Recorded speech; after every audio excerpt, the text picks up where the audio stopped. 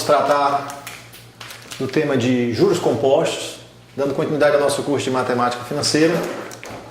Então, de fato, a capitalização composta, que é o que a gente vai tratar daqui por diante, é o sistema mais utilizado no mercado, né? As transações comerciais, em sua grande maioria, quando trata da questão de juros, são relacionadas a juros compostos. E nós vamos tentar entender um pouquinho nessa aula de agora de como a gente formaliza alguns conceitos, algumas fórmulas, né, a respeito desse conteúdo. Tá? Podemos dizer assim que essa aula é uma introdução aos juros compostos, né? Uma introdução a tudo aquilo que a gente vai ver no curso de financeira. Depois a gente vai falar mais à frente de descontos compostos, de equivalência de capitais, taxa interna de retorno, sistemas de financiamento, price, saque, americano e etc. Mas essa parte é de fato a parte que introduz boa parte daquilo que a gente vê nas transações comerciais do dia a dia, tá? Como transações de financiamento de automóvel, compras parceladas, etc. Bom, qual é a ideia básica do juro composto, né? Nós já falamos isso em uma das aulas atrás, mas não custa nada revisar, né? A ideia do juro composto é que a taxa de juros ela vai incidindo sempre em cima de um capital que está sendo atualizado a cada momento. Então, vamos retomar um exemplo bastante simples de uma pessoa que tomou um empréstimo, digamos, de R$100 a uma taxa de juros de 10% ao mês. Estou colocando aqui uma taxa bastante elevada, mas para a gente compreender um pouquinho, assim, facilitando as contas. E ela tomou esse empréstimo por um prazo de 3 meses. Bom, o que nós sabemos é que no sistema de capitalização composta, né, ao final do primeiro mês, como que se comporta o montante, né? Ao final do primeiro mês, essa taxa de juros, que é de 10%, incide em cima dos R$10 e produz um juros ao final do primeiro mês, que eu vou chamar de juros 1, de 10% de 100, ou seja, de R$10. Se a gente considerar então esse empréstimo como se fosse feito apenas no primeiro mês, nós diríamos que o montante ao final do primeiro mês seria os R$100 que foi tomado emprestado, junto com esses R$10 de juros, ou seja, você teria um total de 110. Bom, acontece que quando chega ao final do primeiro mês, a pessoa que tomou o dinheiro emprestado, ela não devolve esse dinheiro, digamos assim, e é como se ela tivesse tomado emprestado de novo os 110. Ou seja, é como se ao final de cada período, né, o valor financiado agora fosse o montante do período anterior. Então, quando a gente vai olhar agora para o segundo mês, né, é como se o capital financiado fosse 110. Então, os juros do segundo mês, não estou falando dos juros acumulados, mas os juros daquele mês, seria 10% de 110, ou seja, R$11.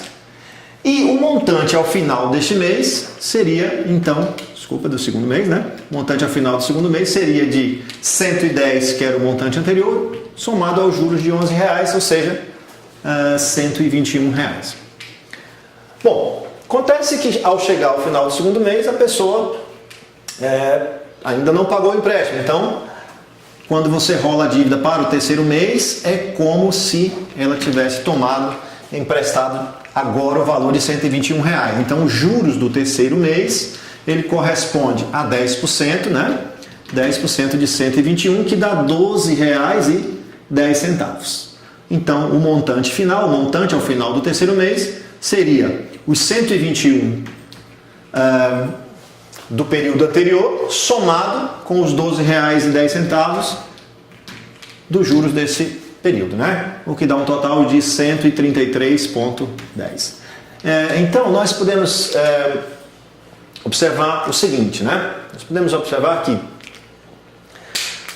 no sistema de juro composto, a taxa de juros, nesse caso nós estamos trabalhando com uma taxa de juros fixa, né, de 10%, nós mantivemos a taxa fixa de 10%, mas o valor absoluto dos juros ele foi variando. Por que ele foi variando? Porque o capital foi atualizado, né, ao final de cada período.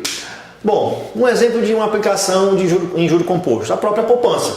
A única questão que muda é que a poupança, nós não temos hoje uma taxa de 10% ao mês. Tá? Hoje a taxa da poupança, né, estamos em 2018, ela gira em torno de 0,5% ao mês, mais a TR, isso dá algo muito próximo de 0,7% ao mês, um pouquinho abaixo ou um pouquinho acima disso, a depender do mês. Mas podemos lembrar em períodos de hiperinflação, tá? Que em alguns períodos a taxa de poupança era bem superior a 10% também. Tá? Mas aqui, se você pensa numa caderneta de poupança, se você tivesse colocado R$100 na caderneta de poupança e ela tivesse rendido R$10 de juros, ao final do primeiro mês você teria 110. Ok?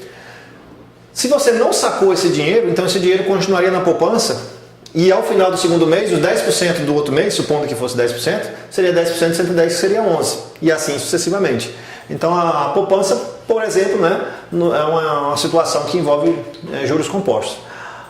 O que de fato também muda na poupança é que na poupança nós não temos normalmente uma taxa fixa. Né? Essa taxa da poupança ela vai variar mês a mês. Seria então um exemplo de taxa de juros compostos, de financiamento a juros compostos com taxa variada. Tá?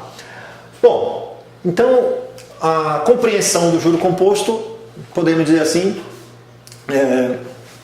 é esta, né? Como que a gente pode deduzir algumas relações, então, a respeito dos juros compostos? Ou seja, de que maneira nós podemos estar deduzindo estas relações? Então, estamos falando aqui juro composto com taxa fixa, né?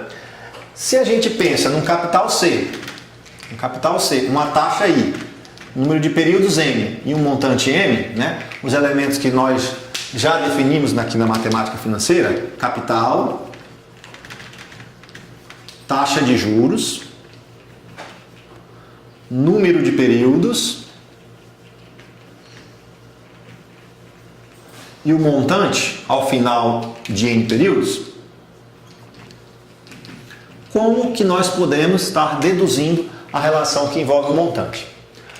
Ora, de fato, vamos pensar, antes da dedução formal da forma, num problema, por exemplo, que envolve aumentos sucessivos com taxa de juros variável. Digamos que um objeto aumenta 2%, 5% e 7% sucessivamente. Ou seja, digamos que o seu salário aumente 2% no mês, 5% no outro mês e 7% no outro mês. Ah, bom demais, né? Se fosse assim. Como que você poderia calcular esse aumento? Digamos que você ganha R$1.000. Então, se você ganha R$1.000, como que você pode, pegando esse valor de 1.000, calcular esses aumentos sucessivos? Nós já fizemos isso em outras aulas, né? Se vocês lembrarem, isso aqui é simplesmente multiplicar 1 mais a taxa, ou seja, 1 mais 2%, vezes 1 mais 5%, vezes 1 mais 7%. Então, que é a mesma coisa que pegar o R$1.000, neste caso, multiplicar 2% é 0,02, então é multiplicar por 1,02, vezes 1,05, que é o 5%, vezes 1,07. Então esse 1 mais é porque você agrega no capital mais 2%. Né? Esse 1 mais 5% você está agregando no capital mais 5%. Então, se você realiza essa conta, o resultado dessa conta, né, é o que vai dar, né, o montante acumulado com essas taxas de juros variáveis. Tá? Nós vamos estar utilizando agora, e eu vou estar fazendo isso em outro vídeo, mostrando para vocês um tutorialzinho dessa calculadora científica que nós vamos estar utilizando no nosso curso. É a calculadora Cássio, né, FX82MS. Nós vamos mostrar depois para vocês um pouquinho dela, né, de como manusear. Calculadora científica simples. A ideia desse curso financeiro não é fazer contas na mão, né, ou de cabeça, mas é fazer usando o auxílio de alguma tecnologia. No caso, uma tecnologia bem simples, que é a calculadora científica.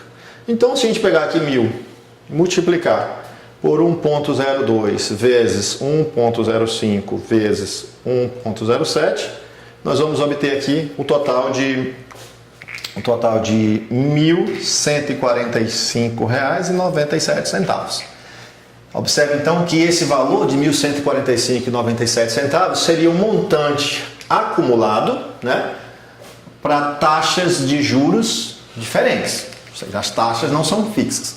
Mas isso seria um exemplo de uma aplicação financeira em juro composto. Para você achar esse valor, você pode fazer passo a passo também, que é encontra 2% de 1.000, dá 1.020. Depois encontra 5% de 1.020 e em seguida 7% do resultado e acha o montante acumulado. Para você fazer isso de uma única vez, basta pegar e realizar esse procedimento, que seria o procedimento de aumentos sucessivos que a gente já trabalhou em outra situação. Então, da mesma forma, né, nós podemos dizer o seguinte: se nós tivéssemos taxas variáveis, né, se as taxas fossem variáveis, ou seja, no lugar de ter uma taxa e nós tivéssemos uma taxa para o primeiro mês, uma taxa para o segundo mês, uma taxa para o terceiro mês e uma taxa para o enésimo mês, ou seja, as taxas não fossem necessariamente fixas, podemos dar como exemplo a taxa de inflação, né? Ela muda mês a mês, por exemplo. A própria poupança, mês a mês tem um valor de taxa diferente, embora seja bem perto um do outro, são valores diferentes.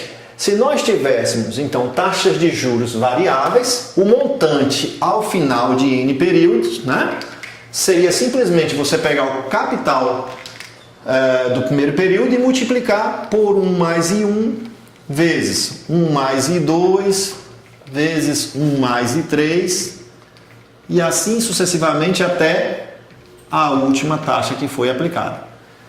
Ok? Então, nesse caso, você teria um montante ao final de N períodos para taxa de juros variáveis.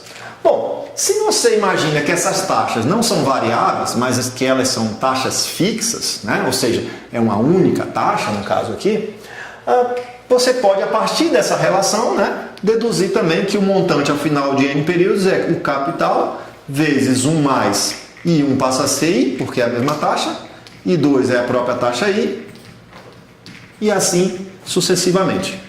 Ok? 1 mais I. O que você está fazendo aqui é multiplicar 1 mais I vezes 1 mais I vezes 1 mais I vezes 1 mais I. Quantas vezes? Bom, esse procedimento foi realizado do 1 até o N, portanto aqui você multiplicou esse fator N vezes.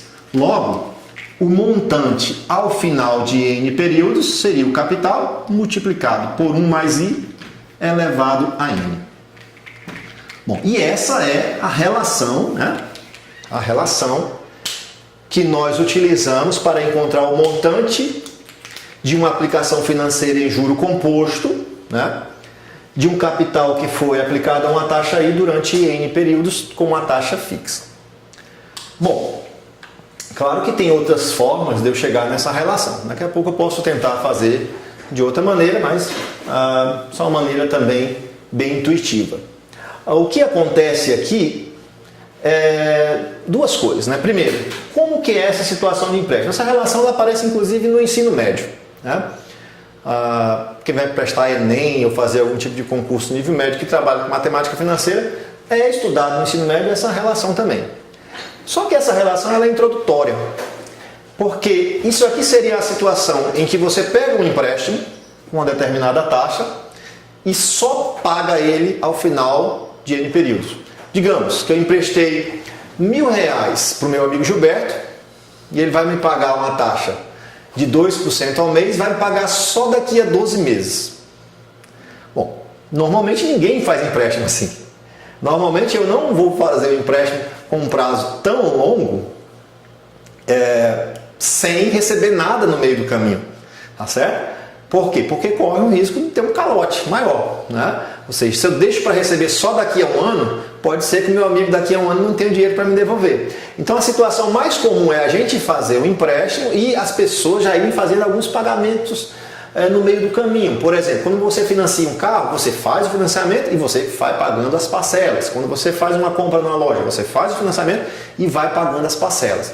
Mas essa situação, não. Essa situação seria, você fez o empréstimo e você só vai pagar ele ao final de N períodos. Então é a situação que introduz a relação do montante, mas ela de fato é mais didática do que utilizada na prática só dessa forma, tá ok? Em algumas situações ela ainda vai ser utilizada, a gente vai estar mostrando durante o curso, ela vai ser a fórmula que vai dar a ideia para as outras também, né? Quando a gente for falar de fator de capitalização de juros compostos, né? essa relação ela vai aparecer, em todo momento ela vai aparecer, mas nesse momento seria uma situação em que você toma um empréstimo e só paga ele ao final do prazo estipulado, não faz nenhum pagamento no meio do caminho. Bom, então essa é a nossa relação chave, montante é capital vezes 1 mais I elevado a N, né? Como trabalhar os elementos dessa forma? É agora o próximo passo, tá bom?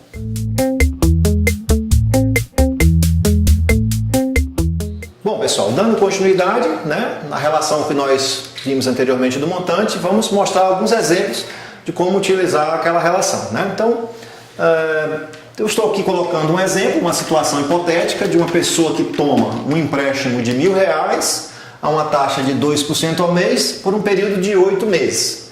E nós desejamos saber qual o valor do montante que essa pessoa deve pagar ao final dos 8 meses, tá certo? Então, digamos, eu peguei R$1.000 emprestado, mas eu só vou pagar depois de 8 meses, ok? Essa que é a situação. Quanto que eu devo pagar? Depois eu posso perguntar também quanto que eu paguei de juros. Mas a relação que nós deduzimos para o juro composto foi inicialmente a do montante. Bom, nós sabemos que o montante em juro composto é o capital vezes 1 mais a taxa elevado a N, onde N é o número de períodos. Para que você possa utilizar essa relação, você tem que fazer apenas uma observação. Primeiro, a taxa de juros é fixa e segundo, duas observações, né? Segundo, a taxa de juros está mensal e o número de períodos está em meses. Isso tem que acontecer, tá? Para você utilizar a fórmula, a taxa e o prazo devem estar na mesma unidade, sempre, em qualquer problema. Se não estiver na mesma unidade, você deve fazer adequações, né? Substituir, transformar a taxa mensal para uma taxa referente ao período ou a taxa que está no período referente à taxa que foi estipulada.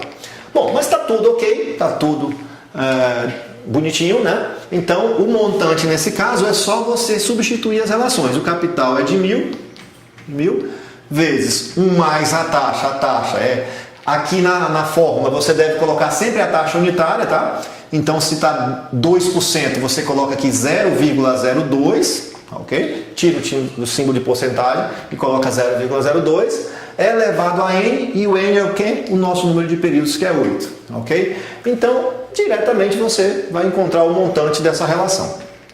Bom, observe que o que você vai ter aqui é 1,02 elevado a 8.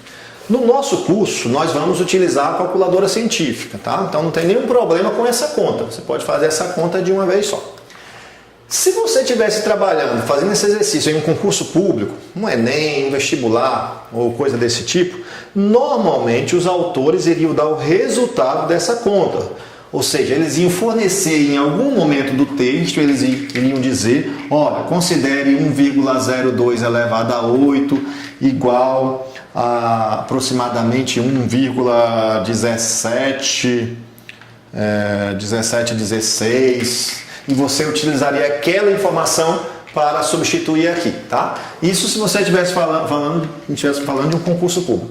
Ou às vezes os autores iriam dar uma tabela, né? Uma tabela para o valor 1 mais I elevado a N. Nessa tabela você iria entrar com a taxa e com o N. Você iria buscar aqui na tabela o N igual a 8 e ia buscar aqui a taxa igual a 2% e iria buscar um valorzinho aqui dentro, ok? Então, em concurso, se você não tem calculadora, normalmente você vai, ou o autor fornece na própria questão, ou ele fornece uma tabelinha para você. Tá, mas depois nós vamos fazer um vídeo, né? Só falando de calculadora científica, de tabelas financeiras e também do Microsoft Excel, que utiliza, que dá para resolver também os problemas com planilha, né? Com planilhas financeiras. Bom, no caso aqui, não tem mistério, tá? Você pega a sua calculadora científica, digita o número 1000, multiplica por 1,02 elevado a 8, vou mostrar isso em outro vídeo, como faz isso bem, com bastante detalhe, e você vai obter aqui um montante de 1.171,66 centavos aproximadamente, ok? Então, significa que nesta transação, ao final de 8 meses, deve-se devolver para a pessoa que se tomou o dinheiro emprestado R$ 1.171,66, né? O que implica que o que foi pago de juros, observe que os juros é o quê? Se o montante é o capital mais os juros é o montante subtraído do capital financiado. É só subtrair um do outro. É intuitivo, né? Não precisa decorar aquilo. Ou seja, os juros é a diferença desse valor para o que foi tomado emprestado. Os juros então é de 1.171,60. Desculpa, só a diferença, né? Os juros é só os 171,66 centavos. Ok? Então, essa é uma situação, né? Encontrando o montante. Agora, pessoal, observe também o seguinte, tá? Tem uma outra situação que eu gostaria de destacar ainda nesse momento, que acontece quando você faz compras parceladas, tá? Embora a coisa seja um pouco intuitiva nesse primeiro momento, nós vamos deduzir os sistemas para compra parceladas, que é o sistema PRAS mais à frente. Mas às vezes você vai ter situações em que o programa vai dizer assim, olha, o valor à vista do objeto,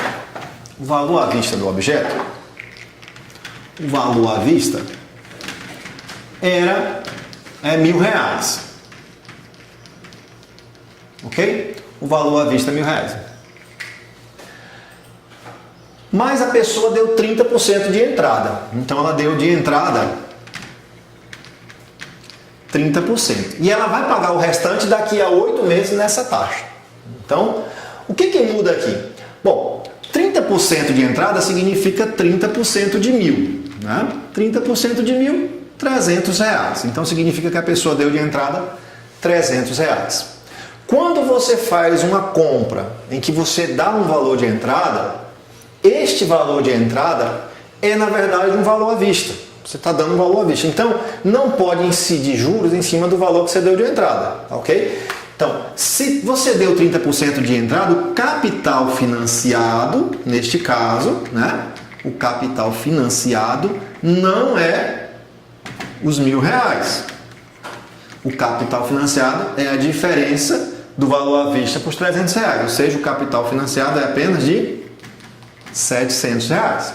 Ok? Bom, e que valor então você deve pagar ao final de 8 meses? Aí você vai, o montante é o capital vezes 1 mais I elevado a N, portanto o montante vai ser o capital de 700, porque o que foi financiado não foi os 1.000, foi os 700, vezes 1 mais 0,02 elevado a 8. Portanto, o montante ao final desta operação, usa aí uma calculadora, é 700 vezes 1,02 elevado a 8, de R$ 820,16. Né? Então, obviamente, quanto que você pagou ao final? Quanto foi pago no final, né? Quanto foi pago? Quanto foi pago ao final? Foi os 300 que você deu de entrada com os 820,16 do valor financiado, né? Então você deu ao final 300, no final de tudo, mais 820,16. Então você deu, na verdade, se somar esses dois valores, dá 1.120, né? 1.120,16. Quanto que você pagou de juros? Ou seja, de juros foi só a diferença, né? De juros, então, foi R$ 120,16. Tá ok? Percentualmente, quanto que você pagou de juros? 2% ao mês. Tá ok? Em outros vídeos nós vamos estar pensando o seguinte, né? Ou falando o seguinte: qual foi a taxa efetiva, por exemplo, que você pagou, né? Quanto que você pagou nessa transação toda, ao período, por exemplo. Mas por enquanto nós estamos pensando apenas na taxa por período, ok? Então é isso aí.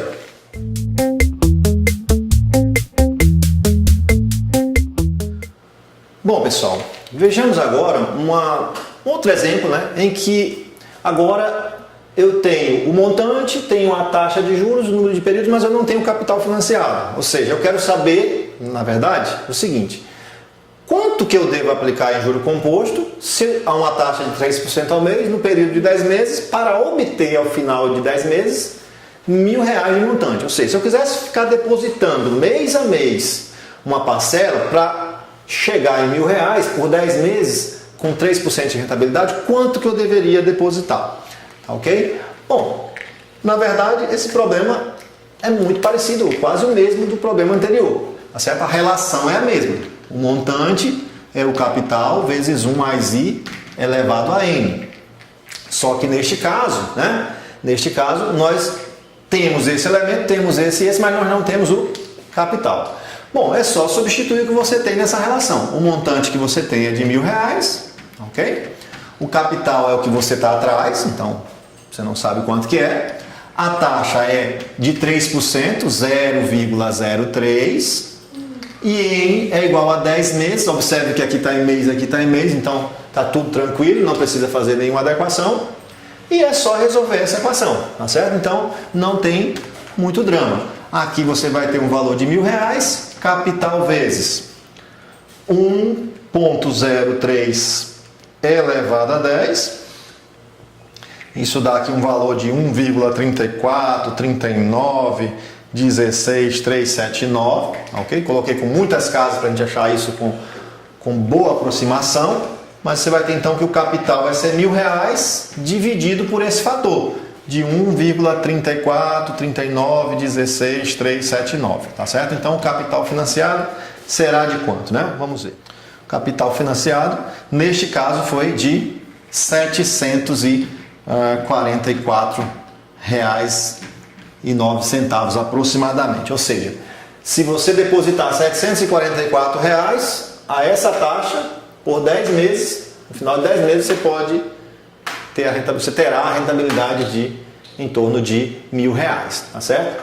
Bom, então vocês observam que a relação que nós estamos utilizando é a mesma. Se você quisesse deduzir uma fórmula para o capital, ou seja, deixar a fórmula pronta. Por que é importante também deduzir a fórmula? Aqui é um bom exercício, é intuitivo, você substitui, isola, não tem problema nenhum. Mas é importante deduzir a fórmula para quando você for montar uma planilha. Digamos que você quer fazer uma planilha daqui a pouco no Excel, que você um momento encontra o montante, no outro encontra o capital. Você precisa programar uma fórmula para o capital. Não tem muito problema também. É da mesma maneira. Ou seja, o que seria... Qual é a relação para encontrar o capital nessa situação? É só observar que esse fator aqui que está multiplicando vai aparecer do outro lado dividindo. Ok? Então, o capital é o montante sobre 1 mais I elevado a N. Ou, né, uma outra maneira, você pode observar que você pode escrever também assim, o capital é o montante, né, vezes 1 mais I elevado a menos N. Né? Inverteu, aqui ficou com sinal negativo. As duas relações são válidas, tá ok? As duas relações são idênticas, na verdade. Bom, isso que acontece às vezes em alguns concursos públicos, tá? Se você está fazendo um concurso que não tem uma calculadora, às vezes o autor fornece um valor para 1 mais I elevado a N. 1 sobre 1 mais I elevado a N. Porque essa conta às vezes é difícil de fazer. Você perde tempo com ela. Então ele fornece o resultado dessa conta para você. Ou às vezes ele fornece o resultado de 1 mais I elevado a menos N para você utilizar a outra relação. Tá ok? Observe que em ambas as relações, no nosso exemplo, o que seria o capital? Seria o montante de 1.000, né? 1.000 vezes 1 mais 0,03 elevado a menos 10, né? Utilizando a segunda forma. Se você pegar uma calculadora e fizer essa conta, 1.000 vezes, né? 1,03 elevado a menos 10, você vai observar que o resultado vai dar exatamente os R$ 744,09 que tinha dado anteriormente, ok? É claro que eu não desejo, eu não espero que vocês memorizem fórmulas para cada situação. O que eu espero é que, a partir da equação inicial, vocês consigam deduzir as fórmulas para depois programar, né? Utilizar os programas computacionais aí que vocês possam estar utilizando as tecnologias, tá ok? Então é isso aí, né?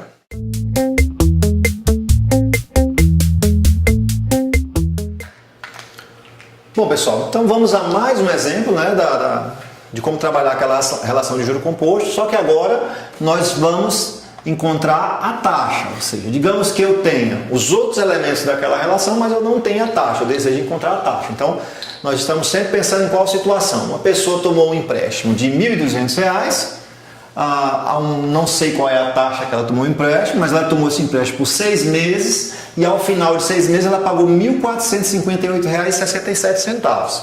Então, qual foi a taxa de juro composto que ela pagou? Essa pessoa não realizou pagamentos no decorrer dos 6 meses, ela realizou pagamentos somente ao final dos 6 meses.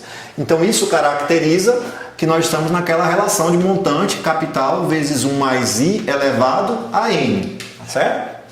Só que agora eu tenho esses 3 elementos, mas eu não tenho a taxa de juros. O que fazer? Apenas substituir a taxa aí, né? Ou desculpa, apenas substituir os outros elementos. O montante nós temos é de R$ 1.458,67. O capital é de R$ 1.200. A taxa é aquilo que eu não tenho, então continua assim. Mas o N é de 6, né? O N é de 6. Bom, neste caso é uma equação envolvendo I. A gente poderia até pensar, poxa, é uma equação de grau 6, né? Uma equação de grau 6 pode ser uma equação extremamente complicada, talvez não tenha nenhuma fórmula para resolver. Mas essas equações aqui, embora tenham grau elevado, elas podem ser resolvidas tranquilamente, sem nenhum problema, tá bom? Bom, o procedimento é o seguinte, isso aqui está multiplicando, vai aparecer aqui dividindo, né? Na verdade a gente divide em ambos os lados por 1.200. E do lado de lá ficou 1 mais I elevado a 6, ok?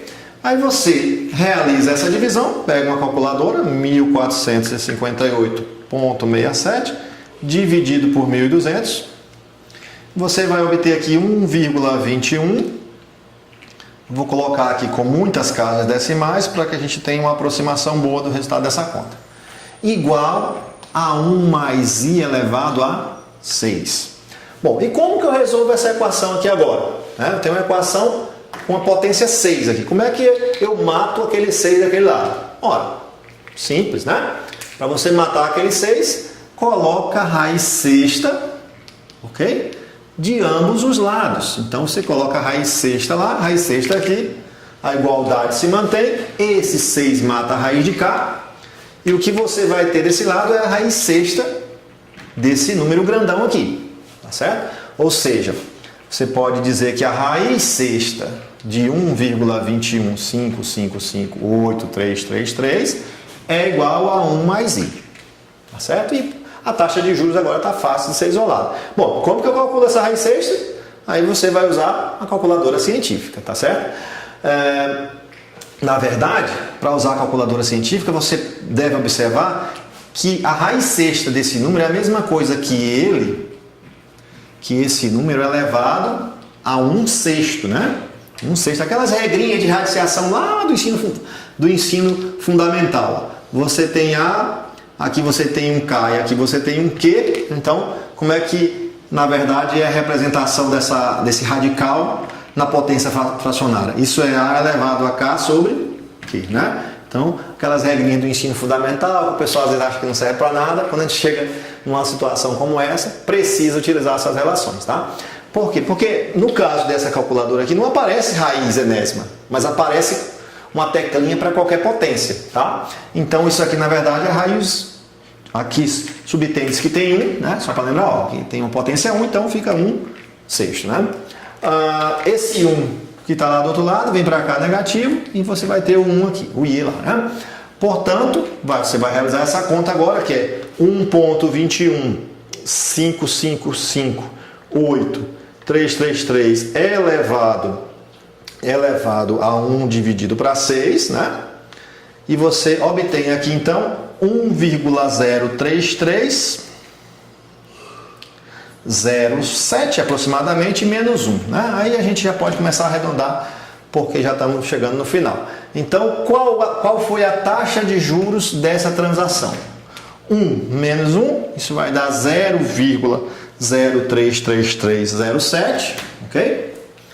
E se você multiplicar por 100, você vai concluir que essa taxa de juros, multiplicando por 100, é 3,307% ao mês. Ela já é uma taxa mensal, por quê? Porque o período que você está utilizando está com a unidade em meses, tá, ok? Então a taxa que você obtém ao final é uma taxa mensal, né? Se você quisesse arredondar para 2 casas, seria 3,31%, né, ao mês. Mas aí é só questão de arredondamento, nós não temos tanto problema com isso. Então, para encontrar a taxa, a relação é a mesma, mas agora eu tenho que resolver uma equação que envolve potências, né? Então eu preciso aplicar o operador inverso da potência, que é o radical, ou elevar a potência inversa, né? Essa é uma saída.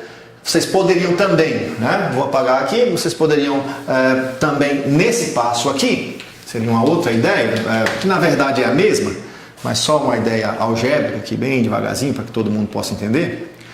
Quando chegou aqui, nesse radical, né, que você estava querendo isolar, aqui a potência 6, né? E você estava querendo isolar essa potência 6, você poderia fazer o seguinte, elevar desse lado a 1/6. Acho que até é uma melhor ideia, né? Porque quando você eleva a 1/6, aqui fica uma potência de potência. 6 vezes 1/6 cancela, né? Esse cancela esse. Dá 1, na verdade, né?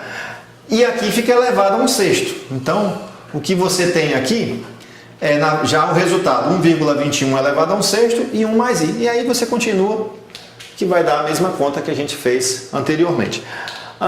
Agora, como é que a gente pode estar encontrando uma fórmula, né? Se a gente quisesse encontrar uma fórmula. Poxa, professor, mas não é legal ficar encontrando fórmula para tudo, porque você vai ter que decorar um monte de fórmula.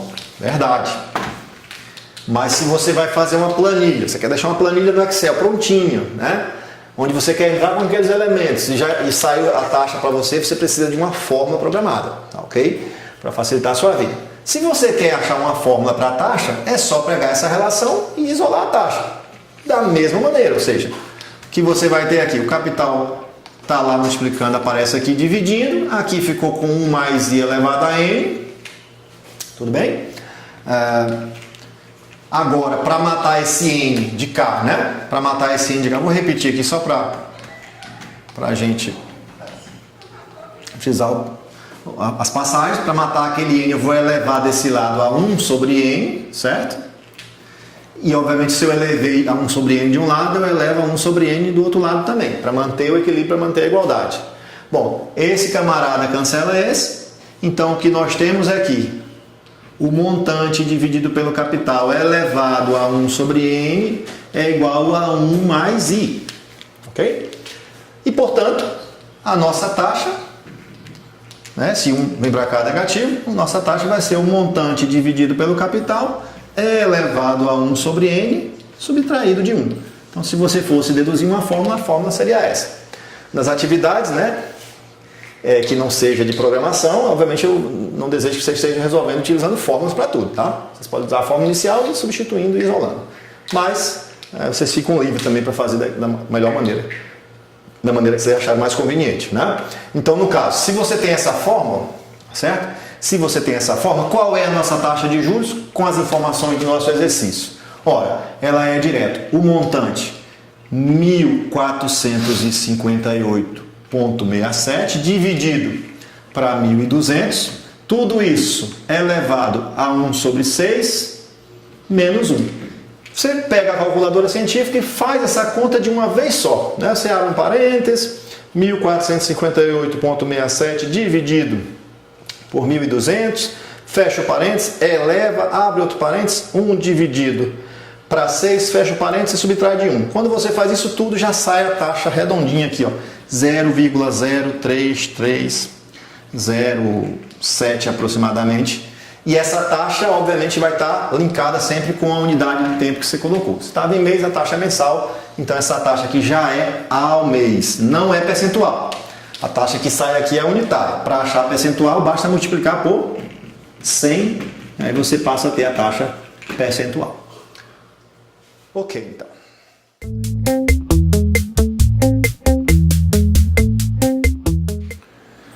Bom, pessoal, vamos a mais um exemplo agora da utilização daquela relação montante a juros compostos, só que o nosso objetivo agora é encontrar o prazo, ou seja, um outro elemento que aparece naquela relação. Então, digamos a seguinte situação hipotética. Uma pessoa aplica R$ 1.500 e ela deseja, nessa aplicação, no final, receber de volta R$ 2.000, ok? Então, ela aplica 1.500 e quer receber 2.000. A taxa de juros da aplicação é de 2% ao mês e fixa, é a mesma taxa. A pergunta é, quanto tempo essa pessoa deve deixar o seu dinheiro aplicado? Ou seja, ela colocou R$ 1.500 lá e vai deixar lá por um bom tempo. a 2% ao mês. Ela só quer sacar quando tiver R$2.000, né? Quanto tempo essa pessoa deve deixar o seu dinheiro aplicado? Bom, então a relação nesse caso é o montante capital 1 mais I elevado a N, ok? E neste caso nós temos esses 3 elementos, mas nós não temos o N. Então não tem problema nenhum. Você substitui os elementos que você tem. O montante que você quer obter é de R$2.000. O capital que você tem é de R$1.500. A taxa é de 0,02 e o N é o que você não tem, tá certo? Então você deseja nesse momento encontrar o valor de N. Como que você vai fazer isso? Bom, inicialmente você vai tentar resolver a equação normalmente, né? Isso aqui está multiplicando, vem para cá dividindo, e aqui ficou 1,02 elevado a N, né? 2.000, pega uma calculadora aí, 2.000 dividido por 1.500, dá um resultado aqui, vamos colocar com uma boa aproximação de 1,3333, igual a 1,02 elevado a N. Aí quando você chega nesse momento, você vai lembrar do seu ensino médio, ou até do fundamental. Como que você resolve equações exponenciais? Aí você pensa, eu vou resolver equações exponenciais normalmente igual a uma das bases, né? Então, a equação exponencial do tipo 2 elevado a x igual a 8. Aí você, 2 elevado a x igual a 2 ao cubo, né? Então, x igual a 3. Só que aqui, você não consegue igualar com tanta tranquilidade essas bases, né? Não é tão fácil igualar essas bases, né? Então, agora você vai utilizar, né, uma aplicação de um conteúdo que muitas vezes os seus alunos do ensino médio pensam assim, esse conteúdo não serve para nada, né? Ou seja, que é o conteúdo de logaritmo. Para que serve o conteúdo de logaritmo, né? Qual a importância dos logaritmos? O logaritmo, pessoal, é uma função matemática que tem várias propriedades, mas pelo menos 3 propriedades do logaritmo são bastante utilizadas na matemática, tá? Em diversas situações aplicadas, tá? Tanto na financeira, na economia, como na biologia. Essas 3 propriedades aqui do logaritmo, elas são muito utilizadas, que é, se você tem um logaritmo de A vezes B numa base C, esse produto vira soma. Então isso é o log de A mais o log de B, todos na base C. Se você tem o logaritmo de A sobre B na base C, então isso é o logaritmo de A na base C menos o logaritmo de B na base C. O que nós estamos dizendo nessas duas propriedades é que o logaritmo é uma função matemática que faz o produto virar uma soma, que faz uma divisão virar uma subtração. E quando você tem o log de A na base B elevado a x, isso é a mesma coisa que x vezes o log de A na base B. Então observe o seguinte, que o logaritmo transforma uma potência, esse expoente caiu para cá, no caso, como um produto. Então a potência vira produto. E é isso que faz com que o logaritmo seja, né, essas 3 propriedades pelo menos faz com que o logaritmo seja uma das funções matemáticas muito utilizadas em alguns contextos. No caso da matemática financeira, nós vamos estar interessados nessa parte aqui por enquanto, tá ok? Como que eu isolo esse n aqui? Como que eu resolvo esta equação? Eu aplico o logaritmo dos dois lados. Logaritmo em qual base, professor? Porque o logaritmo pode ter várias bases, né? Em qualquer base, você escolhe a base que você desejar. Normalmente, as calculadoras científicas trabalham com logaritmo na base 10, aparece só o log, ou com ln, né? Que é o logaritmo neperiano. Qualquer um desses logaritmos pode ser utilizado. Então, vamos aplicar aqui, por exemplo, o logaritmo na base 10. Então, isso aqui seria o log de 1,333 igual ao log de 1,02 elevado a n. Então você aplicou o logaritmo em ambos os lados. Quando você faz isso, a igualdade se mantém, tá? Porque a função logaritmo é uma função injetiva, então isso se mantém. E ao fazer isso, você pode agora no próximo passo aplicar a propriedade dos logaritmos, que é esse n vir para cá multiplicando. Então, o que nós vamos ter? O log de 1,333 igual a n vezes o log de 1,02. Ou seja, essa propriedade do logaritmo resolveu o nosso problema da potência. Agora virou um produto.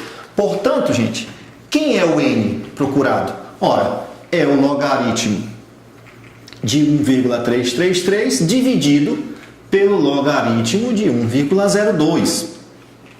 Você pode usar uma calculadora e resolver essa conta de uma vez só. Em concursos públicos onde o pessoal normalmente não deixa você usar a calculadora, Enem, vestibulares ou outro concurso, os autores dão esses valores. Considere o log de 1,33 valendo tanto, o log de 1,02 valendo tanto. Às vezes você nem sabe, né, no início da questão, poxa, uma questão de financeiro e o cara dá uma informação sobre logaritmo, né? O que tem a ver essa informação com o problema de matemática financeira? No final, se você está fazendo tudo certo, você vai usar essas informações. No nosso curso, como você tem calculadora, você digita direto aqui, né, o log de 1,333 dividido pelo log de 1,02 e o resultado aqui deu um número assim, ó, 14,51. Tá certo? Bom, como a ideia aqui não é trabalhar com períodos fracionários, ou seja, trabalhar com 14,51 meses, então você arredonda isso aqui sempre para cima, tá? Porque quando você arredondar sempre para cima, significa que você vai garantir aquele valor. Se você colocar 14 meses, não vai dar um montante de 2.000. Se você colocar 15, vai passar um pouquinho de 2.000. Mas normalmente a gente então convenciona arredondar para cima para ter a garantia que chega no valor desejado. Vai passar, na verdade, um pouquinho, né? Então você coloca aqui, arredondando para cima, aproximadamente 15 meses. Claro que se você agora jogar esse 15 nessa fórmula, você vai observar que vai passar um pouquinho do 2.000, tá? Por quê? Porque você fez esse arredondamento aqui. Não tem nenhum problema, tá certo? Isso é um pouco que convencionado. Toda vez que você acha o prazo, se o prazo deu uma coisa fracionada, você arredonda para o período subsequente para você garantir a completude aqui do valor desejado para o montante. Então, pessoal, essa é uma boa oportunidade de se mostrar que o conteúdo de logaritmos é um conteúdo que tem sim a sua aplicabilidade. Na verdade, tem muita aplicabilidade em outras áreas também, tá bom? Você poderia usar na sua calculadora o LN também, tá? O LN. O que é o LN? É o logaritmo de x na base e, né? Aquele númerozinho de Euler, logaritmo neperiano chamado. Se você usar LN, não tem problema. O que você não pode é usar dois logaritmos com base diferente. Se você usar aqui um logaritmo, uma base, o do outro lado tem que ser na mesma base. Não tem problema nenhum. Então, para encontrar o prazo numa aplicação financeira de juro composto, você vai precisar, em algum momento, utilizar o conteúdo de logaritmos, né? A gente vai ficando por aqui, avisando a vocês que nos próximos vídeos nós vamos estar falando aqui, eu vou falar em mais detalhe, mostrando bem direitinho como utilizar essa calculadora científica, como fazer essas fórmulas numa planilha de Excel e também como buscar alguns desses resultados em tabelas financeiras, tá? Isso tudo para que vocês sejam bem cercados, né, de várias situações que podem aparecer do ponto de vista didático, né? Ou seja, vocês podem estar dando aula para alunos que vão ter o uso da tecnologia, podem estar dando aula também para alunos que podem não ter essa tecnologia do lado, mas podem ter uma tabela. No pior cenário seria aquela que o aluno tem que fazer as contas, né? Mas é muito difícil hoje você não ter alguma tecnologia do seu lado. Então a gente fica por aqui e aguardo vocês até no próximo vídeo. Valeu!